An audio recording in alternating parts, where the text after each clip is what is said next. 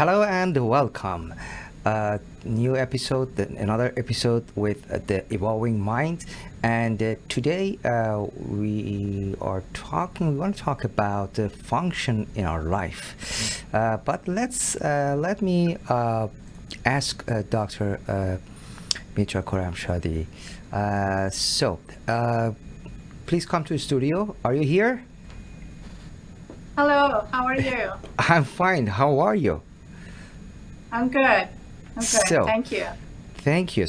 How is the weather in New York? It's wonderful. It's sunny. It's so beautiful. Amazing, amazing. Today in this episode, we want to talk about the function in our life. I'd like to start with this question. Could you please tell us about neuroanatomy of the brain? Sure, definitely. I would like to make it very simple. And if you just imagine a house does have a basement, and then first floor, and then we do have the second floor, and there's a couple of stairs. And in our brain, the basement is the brain stem, which is connected the whole brain to the spinal cord. And this part of the brain, it's very essential and very crucial for our living. This is the part of the brain that actually we share with the reptile, and it's very, very important for the maintenance.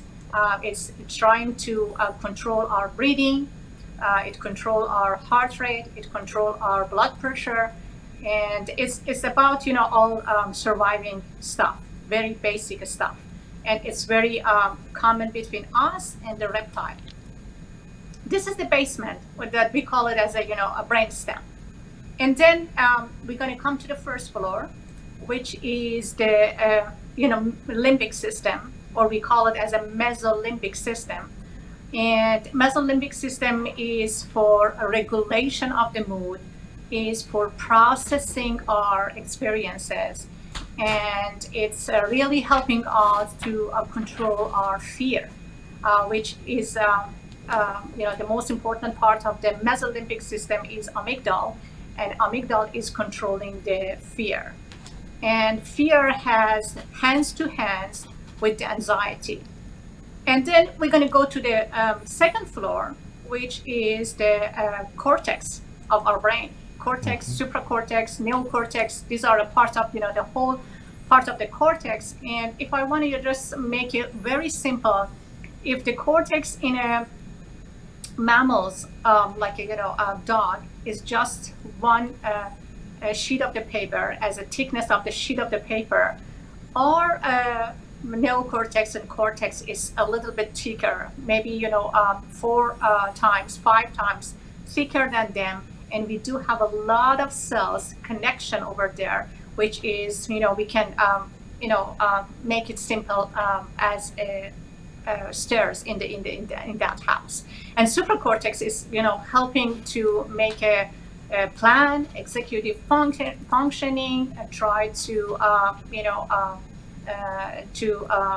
choose and be wise for our decision. So it's a kind of a little bit more complex and complicated than the brainstem and mesolimbic system.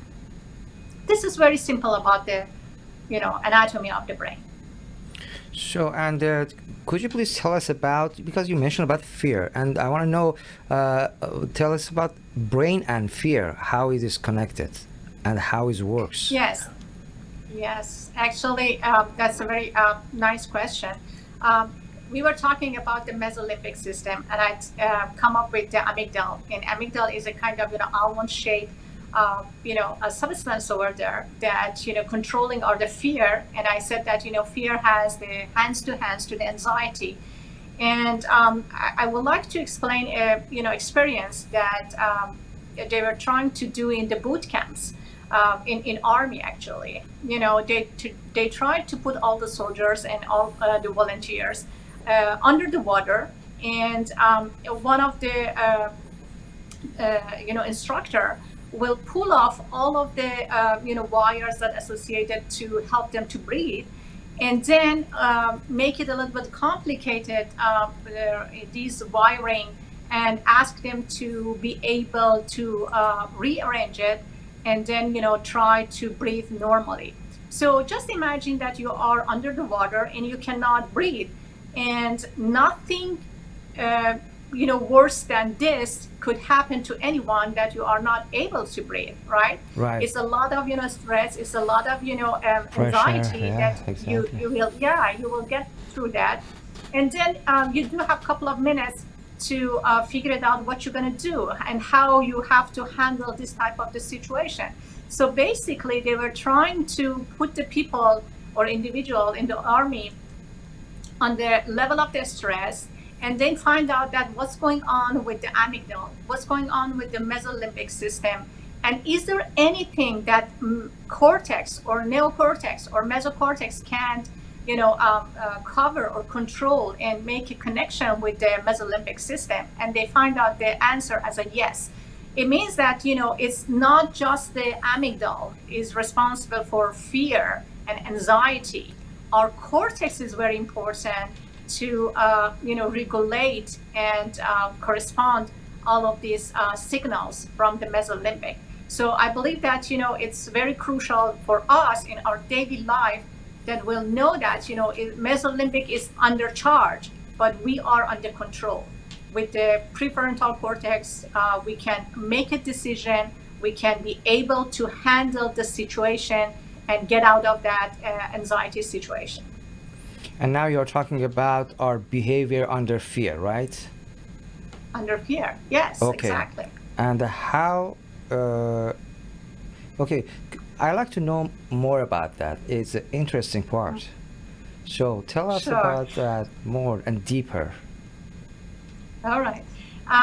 You know that we are living daily basis with the fear and anxiety. When you are going to interview for a job interview, you do have enough anxiety. You do have a lot of fear that what type of the people I'm going to meet. What type of the question they're going to ask, and what is the outcome. Can I get that job, or I'm going to be failure. So there is a lot of question in your mind. There's a lot of fear. There's a lot of anxiety, and the type of the behavior that will show at that period of the time that you are interviewed by your coworker or your superior, it's totally different when you are at home and relaxed. So that's why people trying to make a rehearsal, try to practice and practice to get a little bit of freedom from the anxiety and be able to control their signals and their behavior. As you know that when you're having the first date, you do have a lot of emotions, good stuff. Your heart is pounding, your respiration is going up, and sometimes you're sweating. So this is the first time that you're gonna meet someone, and this is so exciting for you. And believe it or not, you will figure it out that after the first meeting and the second meeting and the third meeting with this lady or guy, you do have the less anxiety, you do have the less fear. So because you get a little bit familiar with the situation, and you know that what type of the impulses is coming towards you, and how you be able to answer and react to this type of the impulses. So that's why your anxiety gets lower and lower and lower, and be a kind of person to interact with a different level of the situation that stimulates a lot of anxiety. A little by little, you will understand that I can control my anxiety, and I can even though control my panic attack, and I can be under charge, basically based on the prefrontal cortex, not mesolimbic system or amygdala. And how we can improve and manage this function. Interesting. We have to do at least 3 to 4 things. First of all, we have to make set goals for us, and this goal has to be very big and crucial. our dream or a target that we love to catch it or get it. And then we have to visualize it. We have to see ourselves in that victory, in that moment that we are catching up to the dreams and getting at that point. So we are visualizing ourselves in that moment. It is better to make it in a moment, because when you are on it to the future, your cells are not accepting the visualization that you are making. So if I want to be a champion, winner in a championship of the running Olympic game, I should visualize myself. I win and I'm earning the prize at that moment. Not to say that I'm going to do my best in the future. I'm going to do this and I'm going to do that for the future to be that place. No, I have to visualize, see myself in that location. And then the third one is that we have to do the meditation. And believe it or not, slow breathing helps a lot of brain cells to have more oxygenation and more nutrient. And when you're able to give more oxygen and more nutrient to your brain cells function better, and actually you are functioning much, much better. Okay, this is just 3 steps, right? 3 steps. 1, yes. Set the goal. Yes. Second, this goal is the practicing. Yeah, see myself and visualizing, and also number 3 is meditation. Yes. So, looks easy. Not really. it takes time. Do you know how many hours? Do you know how many hours a ballet dancer or a person in a circus has to spend for the rehearsing and the practicing to get it at the point that do it without any type of effort and energy? At least 10,000 hours. Yes, this is the steps, but we need a lot of hours to do the practice. Okay, and repeating all these 3 steps, 10,000 hours. Okay. It depends on the person. I'm not saying that exactly 10,000, but it depends on the person. Average number is 10,000. So, let me calculate it, see how many days. So, okay, very good. Thank you so much.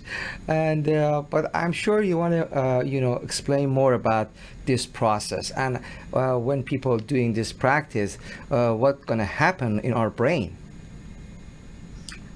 You should know that different type of the brain cell, they do have the different role or action in our daily basis functioning in the daily life or in our society. Your frontal cortex is associated with the executive functioning, is associated with the planning, it's associated with the problem solving. And your temporal lobe is associated with the vision and the hearing. Impulses from the visual field, from the auditory field, comes to your temporal lobe.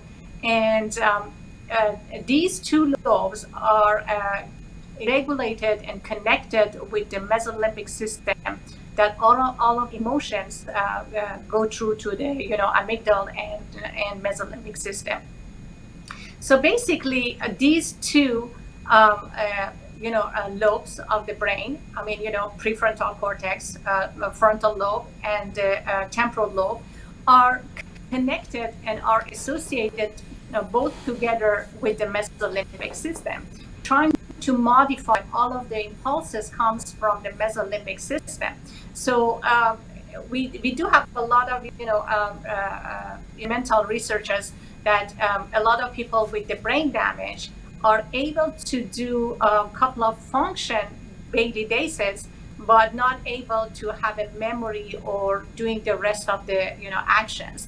I do remember that one of the experimental cases that we were discussing in one of the international conferences was about the piano player that after sick meningitis and encephalitis, all of the cells was destroyed. He was able to recognize his wife. He was not able to recognize his family, and he cannot, restore and store any type of the information as a memory. But his ability to play piano was intact. So he was able playing piano, even though very sophisticated, very complex. And you will, understand that, different type of the brain, which, functioning with a different type of, task and duty, they are responsible for our behavior. Amazing, amazing. So, in this area, do you like to add something else? It's a lot of stuff to, explain about the fear. Actually, there is experimental research about the similarity of the fear. I mean, brain under the fear and brain under the sex. So they were, having the two group of the people, one the control and the other one was the, treatment or objective group. And they were trying to get the information from the brain of the people during the orgasm or the sex with the PET scan. PET scan is a kind of, machine to help us to find out, how much is the blood flow in the different parts of the brain. So when they were comparing of the PET scan of the male and the female, they will figure it out and understand that there is a totally difference between the male type of the cells that get stimulated and have the large number of the blood flow compared to the female cells in the neurons. Regarding that, when get orgasm, they do have the pleasure, they do have their dopamine release, and dopamine causes deactivation of the amygdala. It means that a man, when does have the sex and orgasm, does have relaxed and a very smooth state of the mind. It means that amygdala is off. Amygdala is not working, and there is no anxiety. There is no fear at all. But interesting for the woman was the majority of the brain was off. I mean it's not just the amygdala getting off or deactivated. The majority part of the brain for the female get off, and that's why it shows that most of the female have more enjoyment and more having more release of the dopamine during the orgasm, even though they do not have more opportunity to get at the level, but they do have the more pleasant time than male. Nice. So, do you know brain is how many part it is? Because one part is amygdala, and I want to find out women how many times they pleasure more and they enjoy more. It's not getting, comes to the number regarding that, how many times, but since, the majority of the brain in the females get off and deactivated, and it's a kind of, a relaxing mood.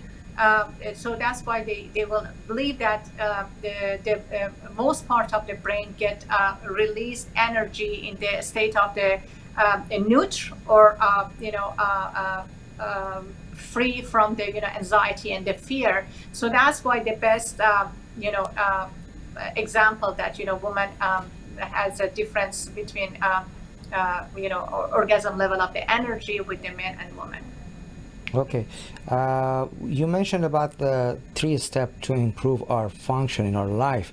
This 3-step works with fear, or do you have another way for improve or deal with the fear in our life?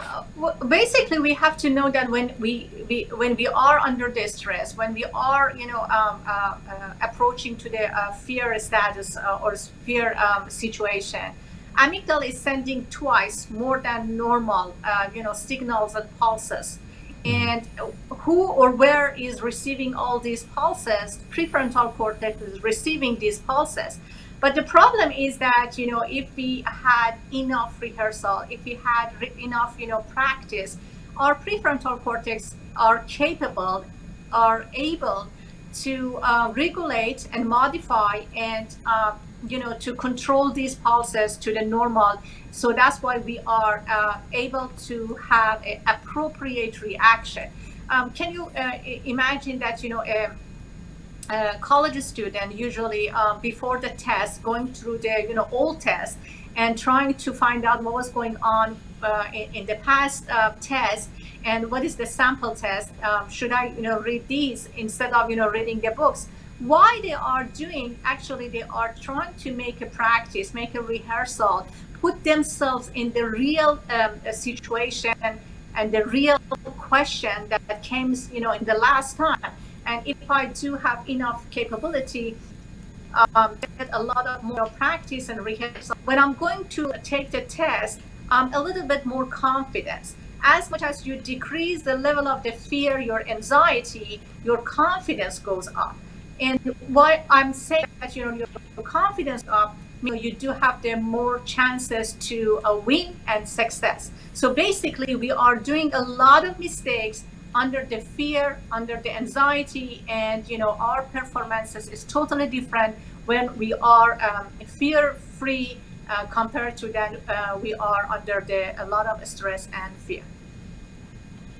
Amazing. Thank you so much for all the explanation. In this area, do you like to add more about or do you like to back to the anatomy of brain? Because we have, I receive question. They like to know more about that part.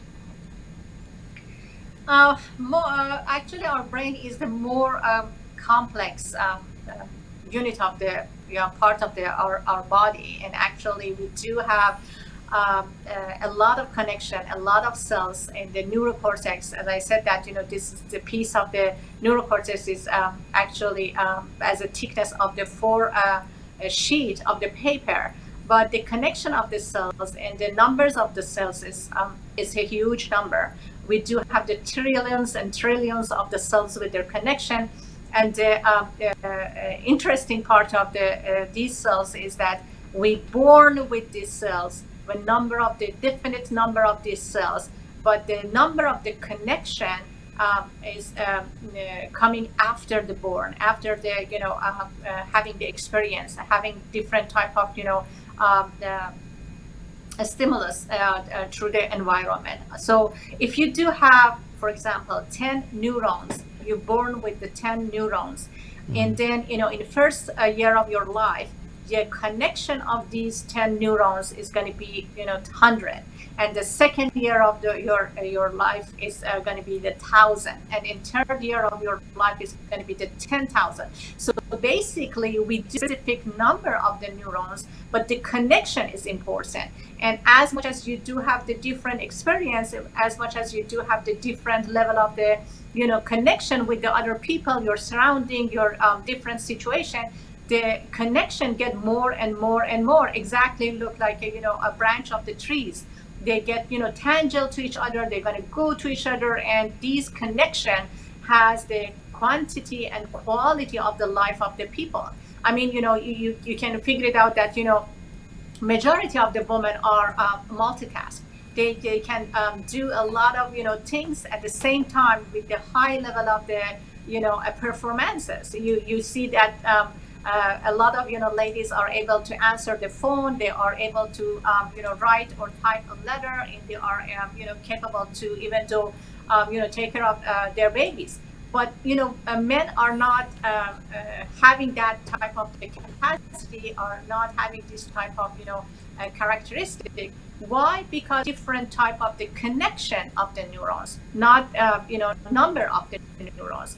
In women, usually we do have one neuron that makes a connection with another neuron 10 times, 20 times more than a man. So that's why all of the women are getting and receiving a lot of impulses from the outside environment, are capable to translate, to modulate, to these impulses basically on their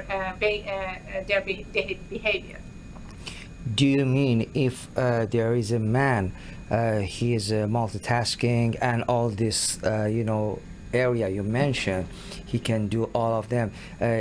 Do you mean that person has a more neuron on the brain? Well, this is a type of, statistic information that they are, having actually. It's not in general. You do have a lot of men that are capable to do a lot of things at the same time with a high level of the standard of functioning. So basically what I'm trying to tell you that, the majority of the, female gender are able to have this capacity. And if males wants to get that, characteristic or capacity, they can practice and have more stimulus and more rehearsal and more, involvement with the experiences of daily life to have more capacity to be able to do a couple of things at the same time. Yeah. So, but my question is, if there is a man and with all this capacity, and he is able to do it, it's mean his brain, he has a more neuron in the brain, right? In his brain. The number is okay. The number is definite. It's 10 neurons. It's 10 neurons, but the connection has been changed. More connection. How many? Yes, connections. So it's all about the connection of the neurons. Just imagine that one neuron can get connected with one neurons only, but sometimes we do have one neurons can get connected with the 10 neurons. So it's a type of the connection that makes us to work differently. Is it genetic? Wow, that's a beautiful question. 50% yes, it's all about the genetic. You comes to the world with the suitcase, that all of the information in that suitcase, you do have the blueprints, all of the information is there, and this is the hardware of your computer. Yes, actually 50% is about the genetic, but actually 50% of the rest of the process is about the stimulus, is about the experience, is about the epigenetic, is about your challenges that you had during the life. So that's why it's very, very important to have more interaction with your environment. If you are a person that's having outgoing personality, going to the nature, having a lot of fun and a lot of experiences, probably your neurons have more connection compared to the person that's staying home and trying to be in a quiet room majority of the time and not interacting and having any type of stimulus with the whole world. And you're talking about the childhood time, right? Majority of the our blueprint, genetic and epigenetics talk about the childhood toddler. We already talked about the 1,000 days, which is very, very crucial and very important. But it doesn't mean that 7-year-old boy doesn't have that influence for the epigenetic, for any changes, for any getting more connection between the neurons. It doesn't mean that 25-year-old woman doesn't have that opportunity to make it. A lot of people at the age of the 60 start dancing or learn how to type. It's so fascinating because it shows the new brain. Means that if your brain was not functioning in one area, and now you are putting the stimulus, you are putting the pressure, and you ask your neurons to do something for you. That's why neurons are capable to practice and be able to do that. Okay. Sorry, I'm asking more questions because I want to just find out about myself. So is 50% is genetic and 50% is practice. So epigenetic. Okay. So I like to know more about epigenetic. Cool. Because you said 1,000 day is almost 3 years. So in the first 3 years, of my life, I'm not able going to. You said outgoing personality. I'm not able going out or to the park or jungle or doing something. Which kind Yes, of you're right. You're absolutely right. I want to But just find out about which kind of activity. oh, your interaction with your primary caregiver. It's the Exactly. most important activity that a child does have.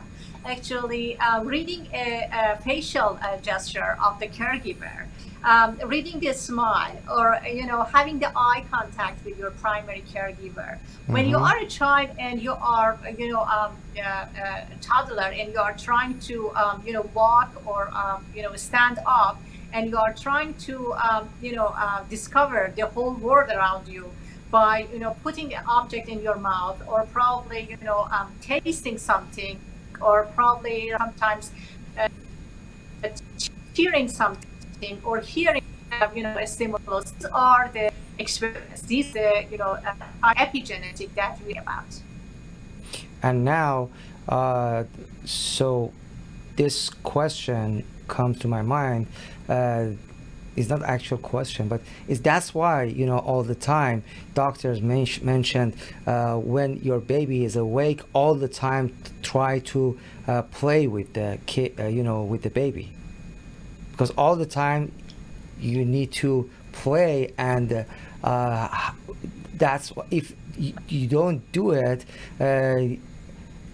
every minute, how many connection gonna be disconnect? Because there is a number, I know. I don't have the number for disconnection, but I know that every minute is a thousand connection, and yeah, probably you have heard about it, that when the mother or caregiver is talking to the baby more Mm-hmm. and more, the Mm-hmm. baby are able to start talking Mm-hmm. sooner and sooner. It means Mm-hmm. that the baby is receiving all of the auditory impulses, and seeing all of the verbal communication that mom is doing with her, and this one is going to be stimulated all of the action and the behavior that baby is will perform in next couple of months. You do have enough information about that. Every child is unique. Every child has the different unique connection and milestone development. Why? Because 50% is associated with our genetic, which is unique for every person, and 50% is associated with our caregiver, our primary stimulus or experiences that we get from the environment. So absolutely, each individual is different from the other one, and it depends on the level of the stimulus. It depends on the level of the experience that we do have in the first 1,000 days of our life. So activity, and the question comes here, activity and playing with kids. We heard activity and playing with kids is important, and you're talking about that part. So right, I'm sorry, you have a Absolutely. little Yes, it's very, very important. internet connection problem. That's why sometimes it's coming break. So they like to know more about this part. Is it possible to explain more about this? I believe Sure. there is a mom. She's asking this question. It's very, very nice. I would like to, give a little bit more information if I can. Actually, I was trying to explain to that, basically the connection of the neurons also are very important. Mm-hmm. I'm not saying that the number of neurons are not important. I'm saying that the number are fixated. We do have the definite number of the neurons. But what is very crucial for every kids or every individual is that to have the higher level of the connections between the neurons. Why? Because the neurons and their connection look like stairs in the home.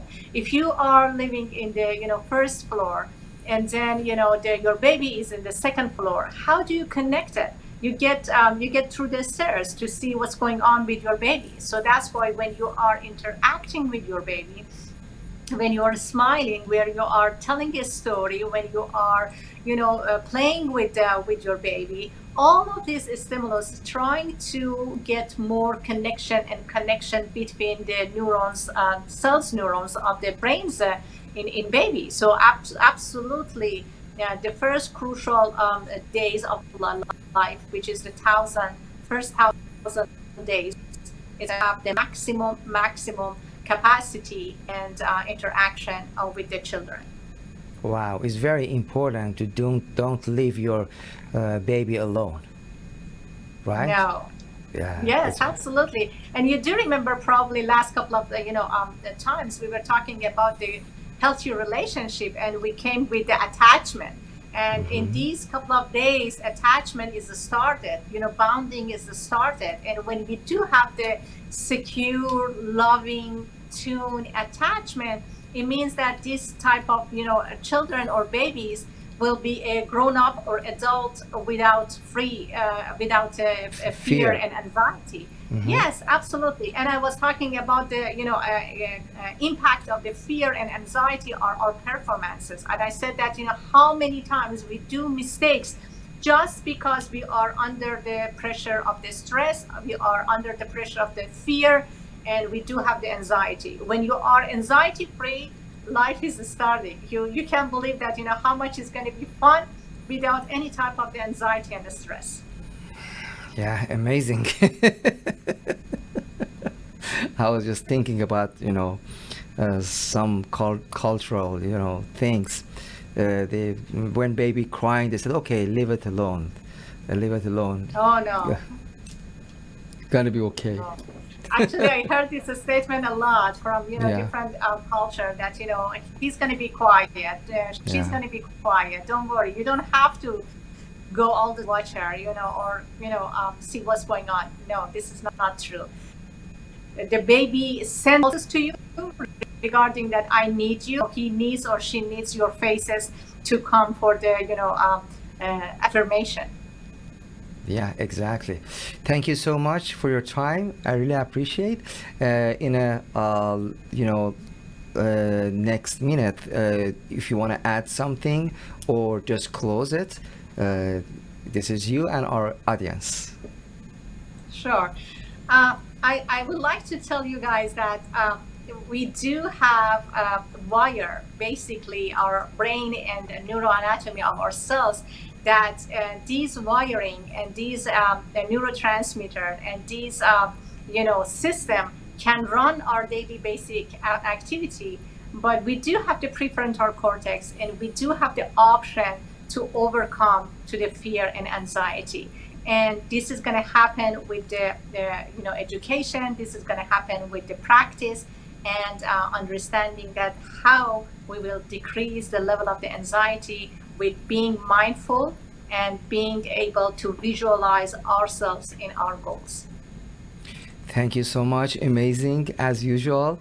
And I hope to see you next time in Involving Mind every Tuesday at 4 p.m. Thank you.